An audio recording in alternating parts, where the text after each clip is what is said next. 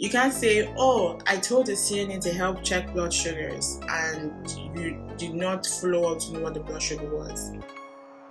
What if the blood sugar was 20? Whew. That was a close one.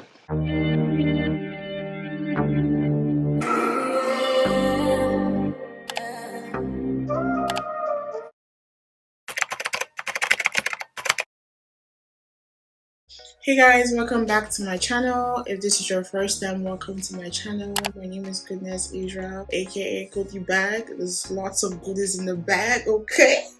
So I'm super excited to talk with you guys. It's a new year. As the year is starting out, it's very important for us to be able to find our flow. So I have written down some tips on how to stay organized in the ICU.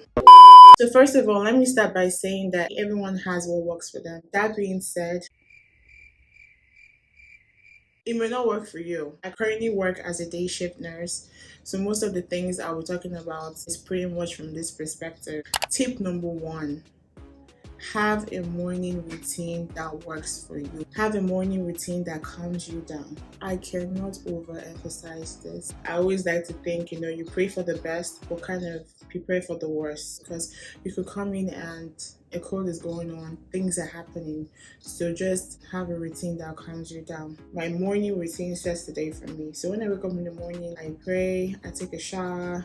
I'm not really big on coffee, so it's only when I'm extremely tired I take coffee. But most of the times, I'm pretty much a morning person. If I slept good the night before work, I'm set. For the most part. For the most part, I am set. So I have my journal, I write down the things I'm thankful for. I play my music when I'm taking a shower. I try to put myself in that zone. Secondly, one thing I like to do that I feel like has really helped me is printing out my cardiac rhythm strips. Like once I come in, I'm like, hey, good morning everyone. I'm looking at the board to look at my patients' names. Next thing, I'm printing out my rhythm. I'm printing out my strips. I don't want stories I touch, because I feel like if you're getting reports and then they say, oh, the patient is not on sinus rhythm, now they're sinus tach. Are they awake? Are they coughing? Are they in pain? What's going on? If there's a change in rhythm, or you can seek to find out what the problem is. Tip number 3 is perform your head to toe assessment and chart as soon as possible. I struggle with this. You could easily find yourself at the end of shifts charting your assessment if you're not careful, because your day could literally, start somehow. That being said, perform your head to toe assessment. That way, any changes you have, you can compare it to what you had charted before. Tip number 4 is have your post-it notes or your writing pad, whatever makes you remember information. Use that. For me, I use post-it notes a lot to write down critical labs, to write down questions that I may have, any information that's important that I don't want to forget. I write it down. And do not assume that, oh, I'm going to remember, my brain is going to work. You'll be shocked. You will be bamboozled. God, you will be surprised, because when I tell you that anything can happen, literally anything can happen. You can have a patient that is talky-walky, next thing they're unconscious, and you're like, And when you don't write down the important things you need to write down, after you deal with that situation, it could throw you off and you're like, so what's the next thing I'm supposed to do? So having some type of structure that works for you when it comes to remembering information is very key. Whatever you do to stay organized, do it. I repeat, do it.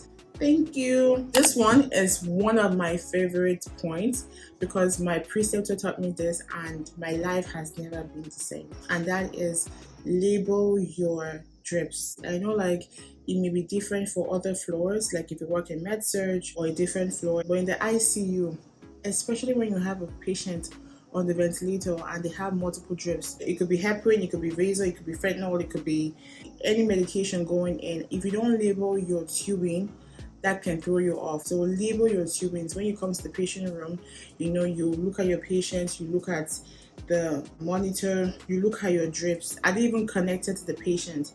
Look at all those things.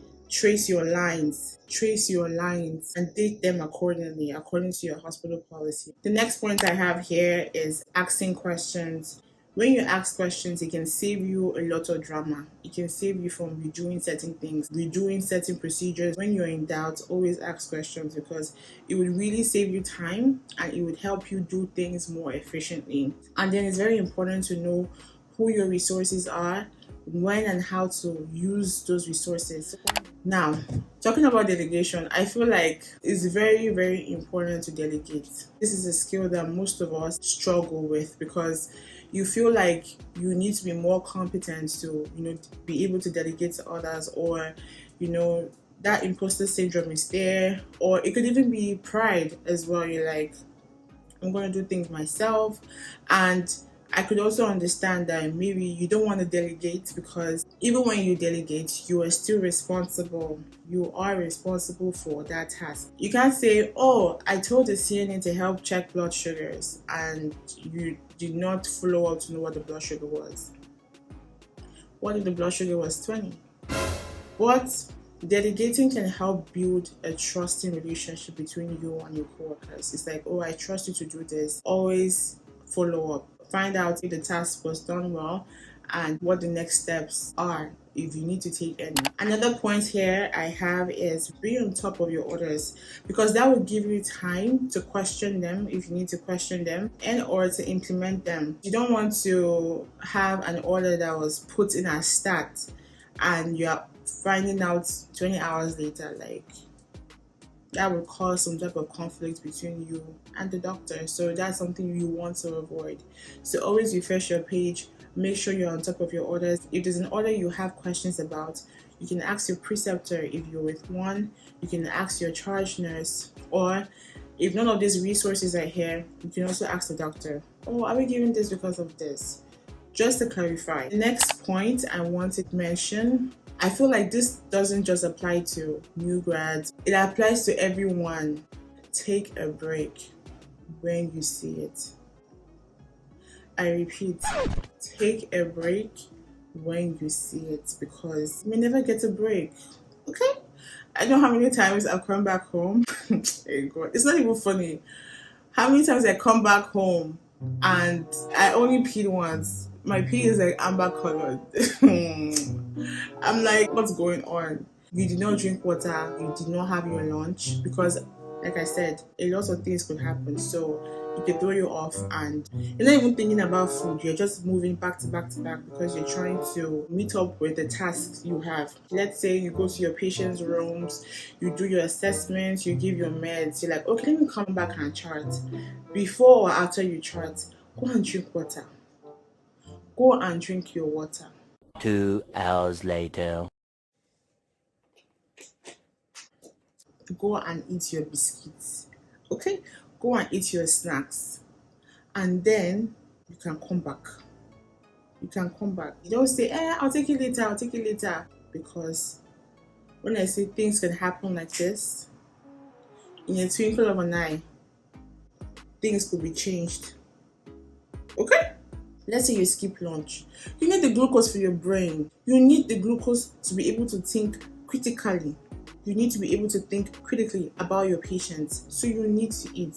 If you don't drink water, you can be dehydrated, you have headache, you cannot focus. You are losing focus. As I'm talking to you right now, I'm also talking to me, because we are in this together. It's a struggle. The struggle is real. I get it. Okay? The last but not the least is if chaos hits the fan. Because like I said, things may not go according to plan, like the way you've always thought. What do you do in this case? You take a break if you can. But if it's an emergency where, let's say, you have a cold, or a rapid response, or something is off, just stay calm, take a deep breath. I know it sounds very cliche, but taking a deep breath is key. Staying calm, and at this point, use all your resources. Ask for help. Use all the help you can get, because you need it. Everything that happens, let the Holy Spirit guide you. You stay calm and let the Holy Spirit lead you, because there's some things that are out of your control, and you'll do the best you can and you leave the rest to God. Okay? So these are the 5 tips and more, 5 plus. I hope you guys liked this video. Please don't forget to subscribe, don't forget to share, don't forget to like, and I'll see you guys in my next video. Bye. I'm taking a break right now.